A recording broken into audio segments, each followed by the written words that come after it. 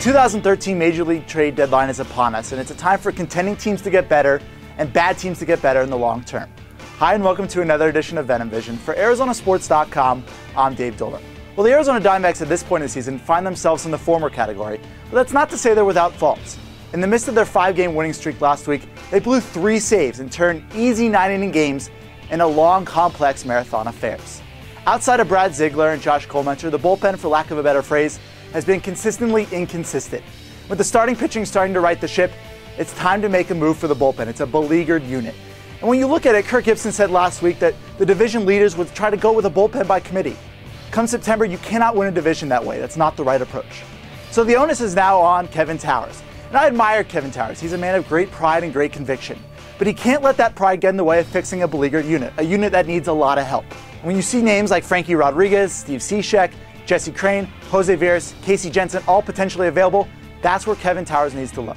He needs to make 1, maybe 2 moves. The trade deadline's a time for teams contending like the Diamondbacks to get better, but it's also a time for GMs like Towers to admit wrongdoing, and he has plenty of that. He signed J.J. Putz in the offseason, he also acquired Heath Bell in a trade, and both moves have been mad moves so far this season. So if you're Kevin Towers, say mea culpa, my bad, my fault, whatever it takes, just get down to business. Well, at least that's what I hope he does. Shifting gears, but staying with the transaction theme, let's head on over to the Around the Diamond segment, where this week I'll focus on a move the D-backs made that could be almost as good as a trade. Like the D-backs bullpen so far this season, the offense has lagged at points. But for the first time Tuesday night, manager Kirk Gibson had a full healthy lineup at his disposal with the call-up of center fielder Adam Eaton. Now, Eaton's played in less than 25 career games and had a terrible 2013 debut, going 0 for 4 with a 2-run error in the field. But people believe with him back in the lineup, it'll be an instant impact. He adds a presence of speed on the base paths that hasn't been there for the first 3 months. But there's another thing he adds. Yes, he's unproven. Yes, he hasn't had a lot of games to show for himself. But he makes them healthy again. It's a lineup, a team, a roster that for the first time since spring is healthy.